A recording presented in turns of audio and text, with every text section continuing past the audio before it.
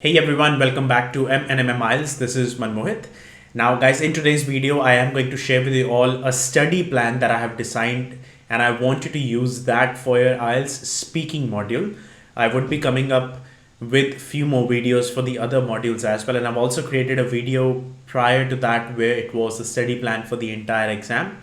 But this is basically if you're just focusing on the speaking module, this is how you should be planning your speaking, because we need to get each band score in all of the four modules. And speaking, people think that it's easy. I completely understand that it is easier as compared to the other modules, but then it does not mean that it's easy on its own. It still needs that proper time and commitment that is required from the IELTS exams point of view. So we cannot just take this module for granted, is all I'm trying to say over here. So without wasting any further ado, let's dive right into it. Looking at the very first one, this is the plan. Now the very first thing that we have to do is knowing our requirements. Now I have seen many students, what they do is they'll just start preparing for the IELTS speaking module or any other module for their exam, but they don't even know how much band score that they are going to achieve or how much band score are they looking for. Everybody's requirement is going to be different, and study plan based on the requirement is also going to be different. If someone needs 5 each or 6 each versus someone who needs 8 each or 7 each or 7 and 7.5 or so on, it's going to be different study plan, different amount of time we need to give, different amount of resources we need to allocate for each of these modules. So first thing first, you have to know how much band score do you need. Best way is just depending on whichever thing you're giving this exam for. If you're migrating to a different country, you might just be okay with 5.5 or 6. If you need it to increase your points towards permanent residency, you might need a bit more band score, might be 7 or 8. The best would be to have a discussion with your immigration agent, the migration agent, just and have a discussion with them as to how much is your requirement, and then just aim a band higher. If your requirement is 6 each, I should be aiming for 7 each. If my requirement is 7 each, I should be aiming for 8 each, and so on. That would be the best way to proceed with this particular exam. Next thing is prepare for at least, this is the keyword over here, 10 days. At least. I always recommend students to prepare for their IELTS exam for at least a month, and that includes all the 4 modules. But bare minimum, even if you're in a rush, you cannot afford to give your exam in less than 10 days. That is just not going to happen. Yes, if you are in that 1% of the population where you can give like 10 to 12 hours every day of preparation, then you might be able to screech through the exam in 10 days itself. But then it is just not, based on our other commitments in life, it is just not possible enough to give those 10 to 12 hours every day. And if we can just give 3 to 4 hours every day, there is no way that we can give our exam in those 10 days. It is just not possible from start to the end. It is just not going to happen. And these exams are not cheap. Like, we don't want to just keep giving exams again and again. We just want to make sure we do the exam and we just get our desired band score in the very first attempt. So always make sure you prepare for at least 10 days for this one. Next being, and like I said, this video is only for your speaking module. So I'm just going to discuss about the things that you should be doing for the speaking module on a daily basis. What I would always recommend to all my students is to make sure to, it just depends if you're a reading person or a listening person. I personally am a listening person. So I prefer learning by listening. There might be someone who loves reading books, and you might be a reading person, and that is absolutely fine. There is no harm in that. You do you, basically, whatever works with you. If you are a listening person, listen to at least one podcast or one audiobook every day. Just listen to it. And if you're a reading person, just read. If you may not be able to read the complete book, read at least 20 pages every day. At least you can read 30, 40, 50 pages every day. You might already be reading more than that. That is absolutely fine. But whatever works with you, you have to do it. People just start preparing the exam questions for speaking. That is not the aim for this exam. You will not improve your English by just memorizing and practicing the exam questions. Yes, that is one thing. That is just one part of the exam. We still have to improve our English language. We still have to improve our vocabulary. We still have to pick up some good phrases and idioms. We still have to make sure that we are enhancing our vocabulary on a daily basis. That is why this part is extremely crucial. It might be boring, but then always keep that end goal in your mind as to why are you giving this IELTS exam? What is the main reason for you to give this IELTS exam? And then when you have that main focus, main goal in your mind, you would be able to smash through that very easily on a daily basis.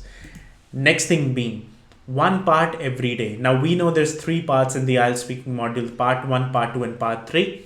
Always the best way to do is, since we can only give about 3 to 4 hours every day, which is the bare minimum I always recommend to all my students to give towards the IELTS exam. But then you can't just keep doing speaking for 3 to 4 hours. You have also got another 3 modules to do every day. So I would not be able to give more than an hour on IELTS speaking on a daily basis, or even less than that. In that case, I would not recommend just practicing all 3 modules, all 3 parts on a daily basis. The best would be to just design a plan in a way that one day, which is your first day, you're doing part 1, second day you're doing part 2, third day you're doing part 3, and fourth day you're again back to part 1. So this is the approach that you should be taking, because then it will not feel like a burden to you, because you know you're just gonna do one part on a daily basis. So that will take, you'll still spend that same time, but that would be more productive is what I mean to say.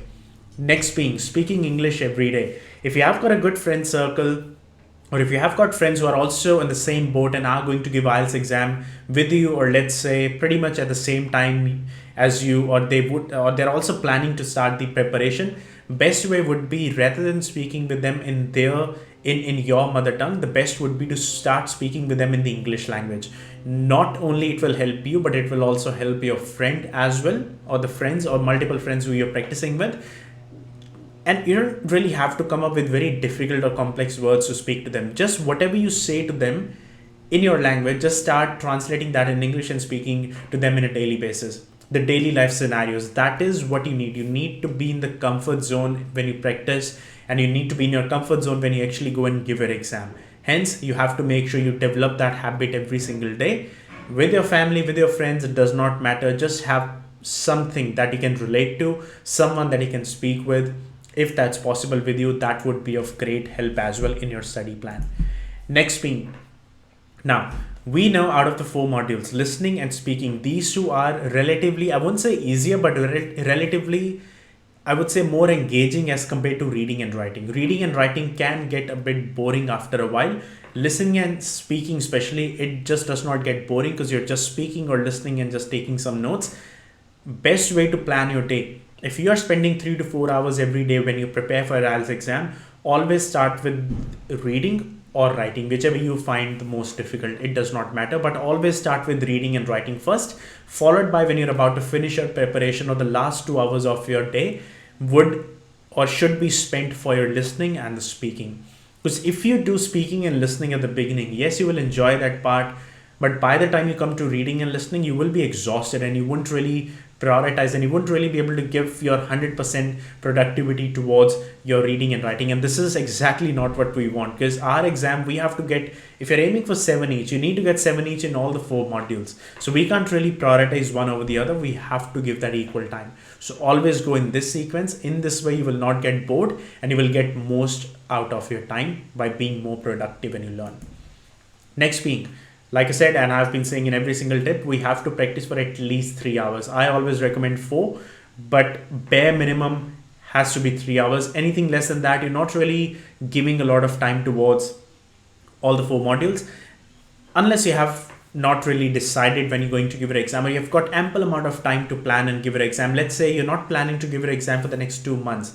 In that case, if you can even give 2 hours every day for an IELTS exam, that is absolutely fine. But if you can't afford to, wait for 2 months for an IELTS exam, and you have to give your exam in a month's time, it is non-negotiable. You have to make sure you give at least 3 hours and a recommended time of at least 4 hours to plan all the 4 modules and to practice in an effective way for all the 4 modules in an IELTS exam. Now, let's say you have followed all the study plan that I've just shared, and now it's literally just 1 week remaining for IELTS exam. Now we are very close to it. We have, yes, built our basis, but now it's the time we actually see that are we even ready to give the exam or not. 1 week prior to the exam, what I am going to do is I am going to give a full mock test for the speaking. I would definitely recommend getting services from a teacher for this one. If you're already taking coaching from somewhere, that's absolutely fine. That's perfect.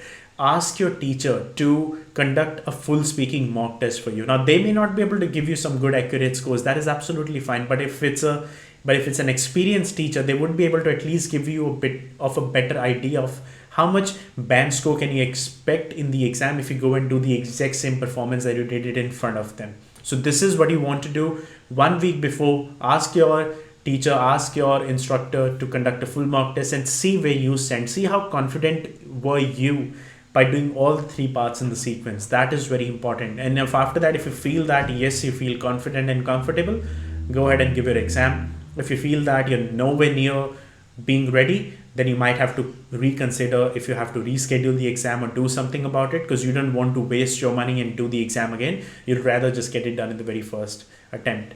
And another thing, another mock test 1 day prior. If you have given a mock test 1 week prior and if you felt that you did good and your instructor also said that you did well, give another full mock test 1 day before the exam as well, just so that the closer you give a mock test to the exam date, the better you would be able to perform in your exam, because you will be a lot more comfortable and confident because you're used to giving these mock tests, you're used to giving these kind of exams.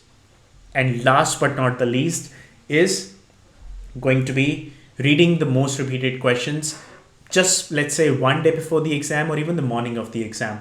This should not be done a month or 2 months prior. This should only be done a day or at least few hours before your exam, because repeated questions keep on changing. You don't want to read the repeated questions now and when you give your exam in 1.5 months time, the questions are changed. 1 day before the exam, just go to any website or even on YouTube. There's so many videos out there where they have posted about the most repeated questions out there which are being repeated nowadays. Just read the questions. You don't even have to read the sample answers. If they are available, just listen through them, read through them. But if the sample answers are not available, that is absolutely fine. Just read through the questions and try to speak the answers by yourself. If you get those questions in the exam, how would you face those questions and how would you speak out the answers in those questions? Do that. And if you end up getting the same repeated questions in the exam, you can only imagine how comfortable and confident you will be in the real exam, because you have already done that question before. But again, even if you do not get that same repeated question, that is absolutely fine. You just still practice a bit more, which is still going to help you in your real exam. I hope this video was helpful. This is all I wanted to share. You can watch this video again, take some good notes of how you should be prioritizing your day and weeks leading up to the real exam date. And if you have any sort of questions, you're more than welcome to put them down in the comment section below, and me and Mohit can reply to you guys as quickly as possible. If you're struggling in any specific topics, or if you need us to make video based on any certain things that you're struggling with, again, you're more than welcome to put that in the comments below so that we can prioritize those videos as compared to the ones that we have got planned. All the very best if you have got your exams coming soon. I wish you all the luck. Stay safe wherever you are, and I will see you all in the next video.